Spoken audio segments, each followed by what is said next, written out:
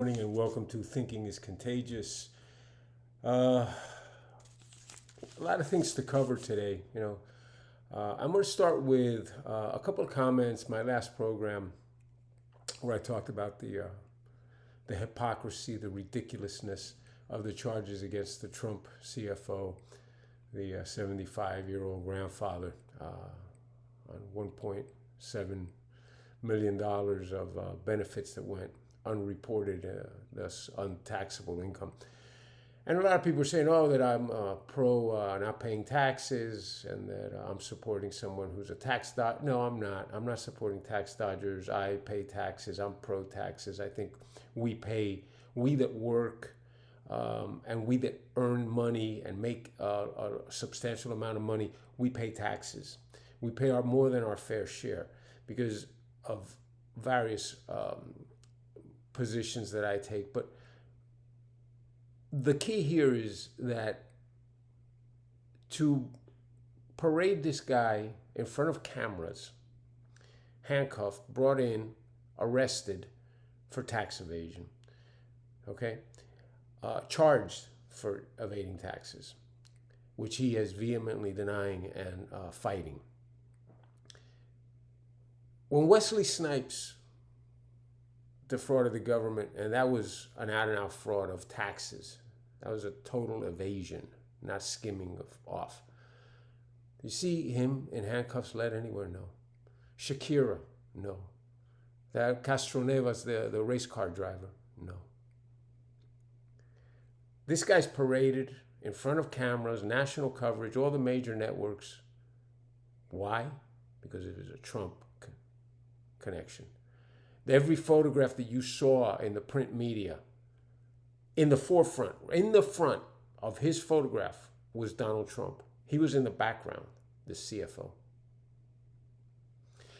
But let's go on the premise that, yeah, he did something wrong and absolutely he's convicted, which the liberals love to convict before the facts are all out. But let's go with the liberal, he's guilty because basically he's white and he's involved with Trump. Let's say he's guilty. Who else is in jail for this? All they're asked to do is pay restitution. The only person that I know that went to jail, high profile like that, I mean, I'm sure there's many others, but high profile was Al Capone. This is a witch hunt. This is a vendetta.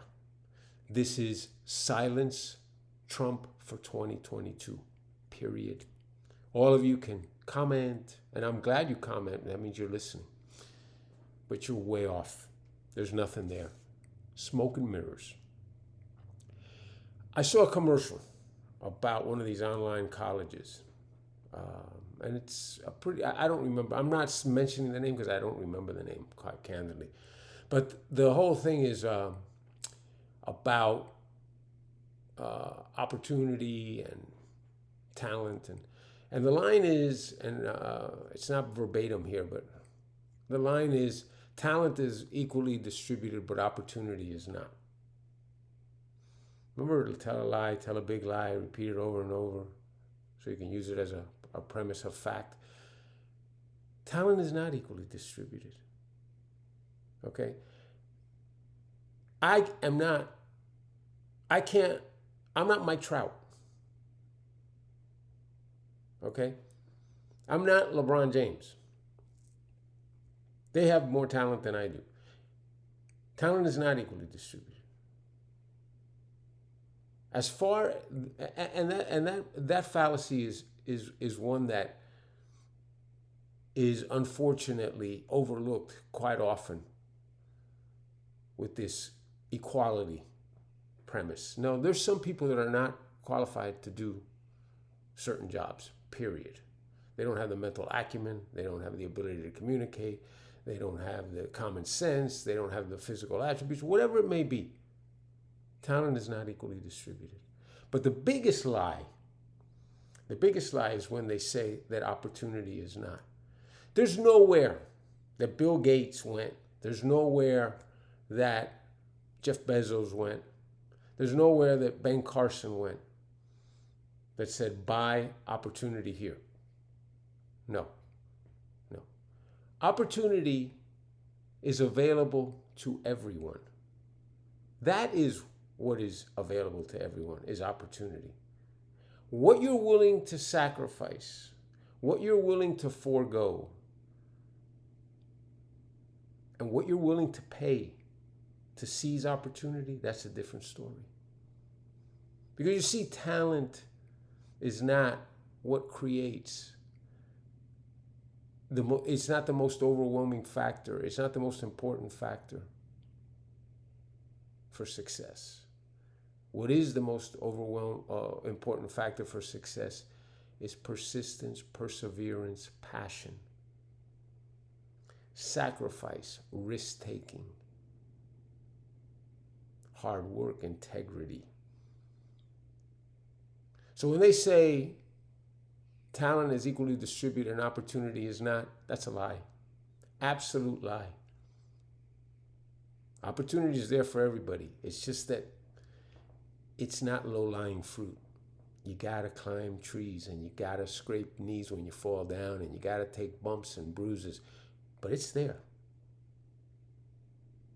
Speaking of, I heard a California, I believe he was a senator this morning on CNBC, and Kevin O'Leary was the counterpoint, Mr. Wonderful on Shark Tank. And this senator was saying that we need to have a media tax because it surrounds the crackdown Biden yesterday on big tech. But he wants to have a media tax because there's a lot of small independent newspapers that can't compete with the media giants. He wants to create funding for mom and pop brick and mortar stores because the online giants are putting them out of business. Guess what? That's the America. That's how America evolved. That's how the Industrial Revolution came around. That's why we have the technological revolution right now. The weak are cold. The strong survive. In order for a business to be tested and fired based on what is happening, it has to continue progressing. It has to continue innovating. It has to find its niche. And the ones that come out the other end are the success stories. The system will cull the weak. And that you cannot tax away. That you cannot penalize away. This whole thing of this crackdown on technology. Guess who cracked down on technology? Europe. Okay? Look where they are. Look where America is. Everybody in the world wants to put their money here. They're buying treasuries at 1.25% U.S. treasuries. Okay? Just to have dollars here, to bring dollars here. They buy real estate here. Pay $60 million for an apartment in Manhattan. Okay? Why? Because this is the land of innovation. This is the land of freedom. This is the land of opportunity. This is the land of equality. This is the land of all-encompassing, endorsing of effort and of persistence and of stick-to-itiveness and rewarding that here. This is where that happens. And technology is what is the future. It's what's going to save lives. Millions and millions, and if not billions of lives. It is what's going to make life easier. It's what's going to save the climate change situation. It's what's going to save the environment. It's technology. And Biden and his socialist minions, all they do now is they want to crack down on it. Europe cracked down on it. See where they are. There's no innovation. Innovation is here. The venture capital is here. The investment in the future is here. The country that leads the world in progressive, in inventions and in discoveries that will change and revolutionize life for all the inhabitants of this world originate here in the United States. You know who wants a crackdown on tech more than anyone, and you see it every day in the news? China. Because they know they can't compete with the United States technology-wise. They can't. Russia, they can't. So what do? You can't beat it. That's what the United States is great at. Let's make that the monster. Let's make that the boogeyman. And the liberal politicians here are bought and sold by those special interests, that what they want to do is cut the legs out from American ingenuity, technology, and progress. This country does not need to put a clamp on technology. This country needs to let technology run. Let the strong businesses, entities, institutions thrive. Let the weak be cold. Sorry, as bad as it sounds, that's the only way that the system works. And the system does work. It's been proven.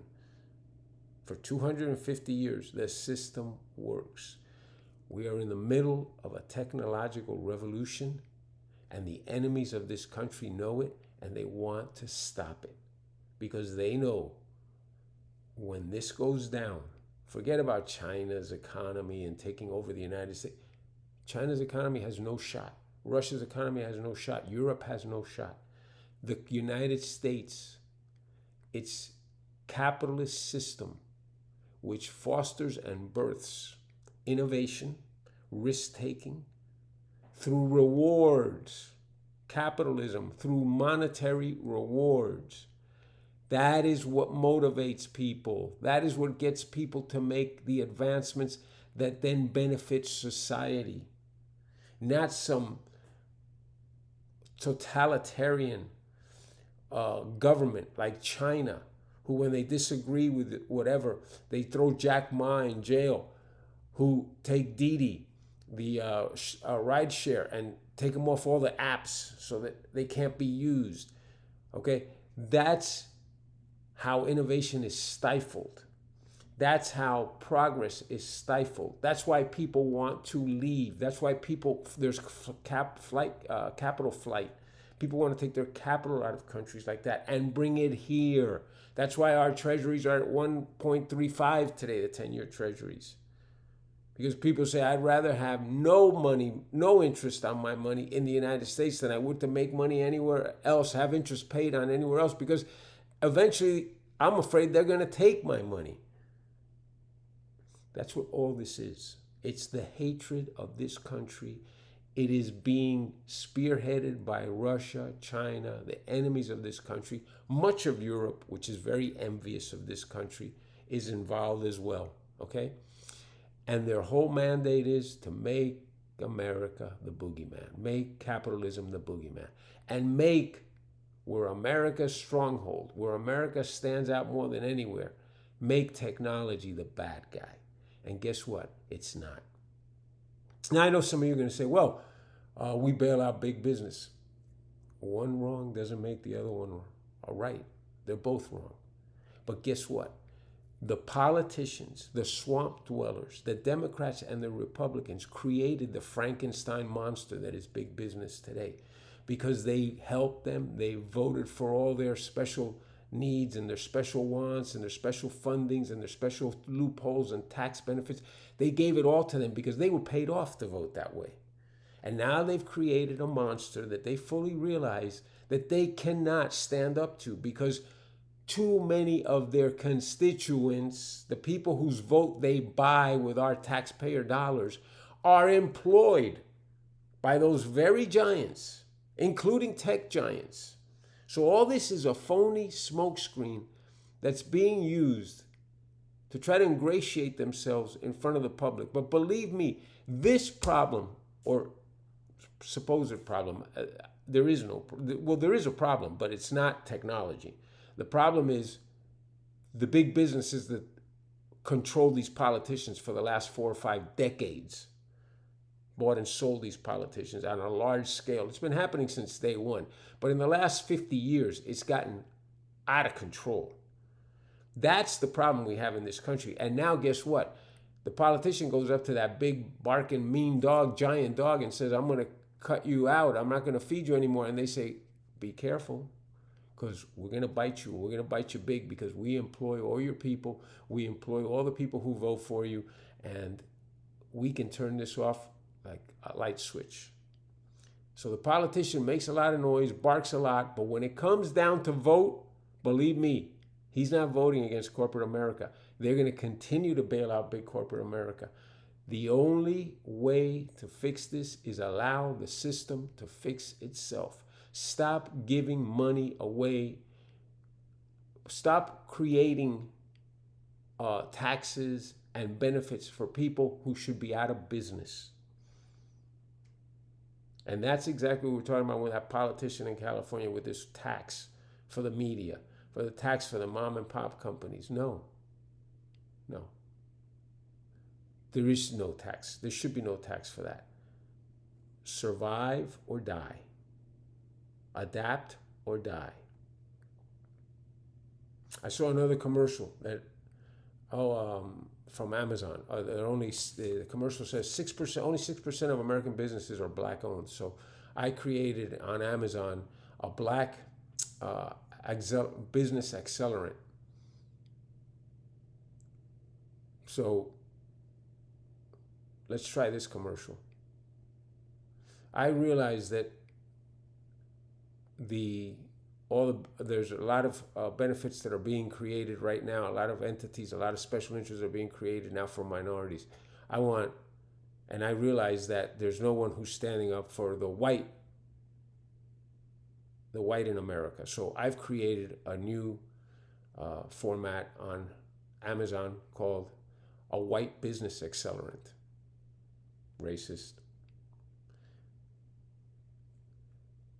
When the criteria for funding, when the criteria for supporting, when the criteria for helping is race and not merit,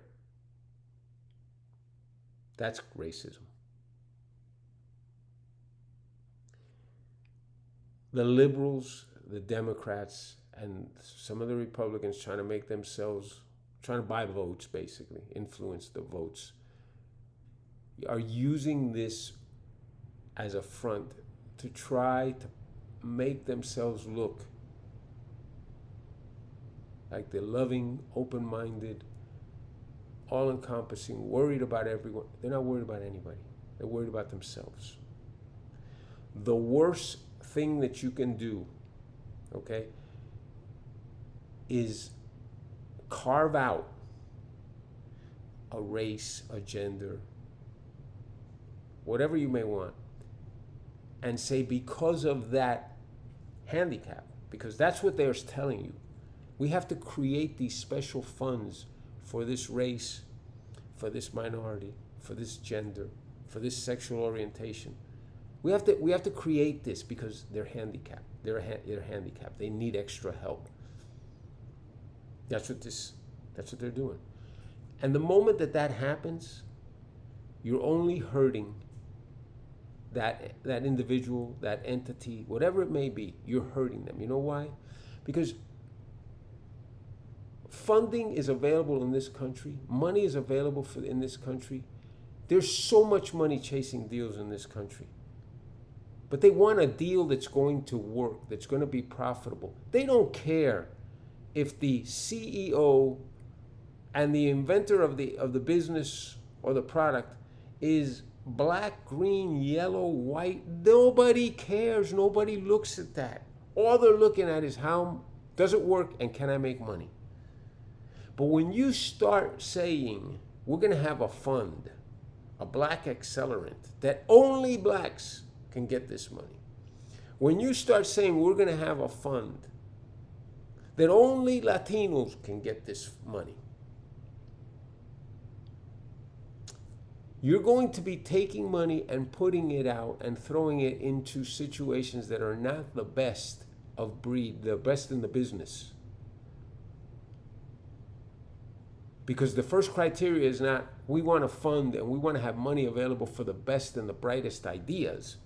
We want to have money available for the best and the brightest ideas within this demographic. That's not how America was built. That's not how America became the greatest country in the world. That's not how America became the country everyone wants to come to. That's not how America became the richest country in the world. No.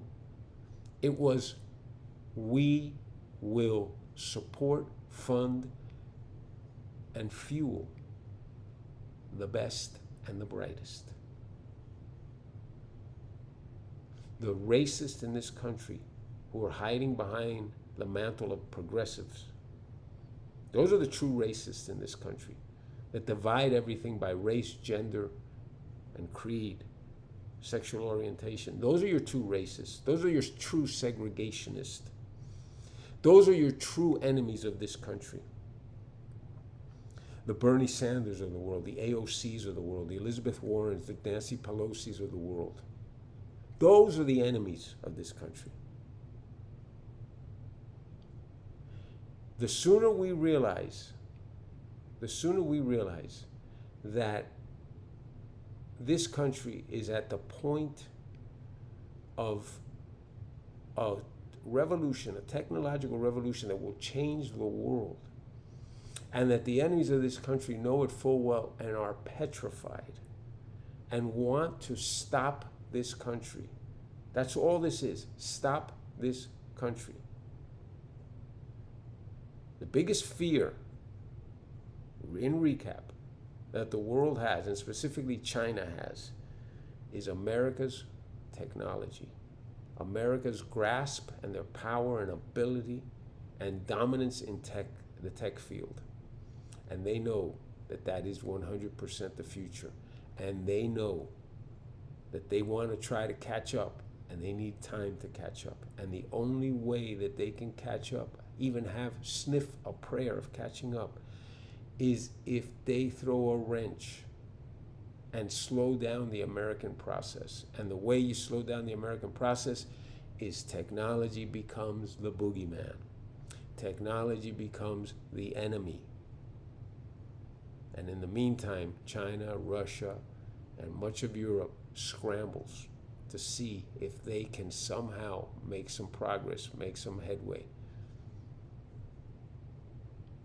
It's all crystal clear. Stop America. And if you vote progressive, and if you vote with these liberals, you are only fueling the fire. You're adding to the problem. We don't need to separate this country, segregate this country, and fund this country based on pockets of demographics. What we need is to take America's best and brightest, support them, put them at the forefront, and let this system work. It will cull the weak. It will reward the strong, the novel ideas, the innovation, and the disruptive technology that is going to separate America from the rest of the world to a point that there'll be no competition. No one's going to want to have anything to do with business, technology, capitalism. They're going to know the only place we can be is the United States of America. They already know that now. But with the advancements that are occurring right now, the rest of the world is going to become vacation hangout. America, the hub of everything. And that's what they're afraid of. And they're using you to help them stop but it's inevitable what's going to happen here. No matter how many bleeding heart liberals, no matter how many Democrats lie to you, it's not gonna change anything. It'll happen.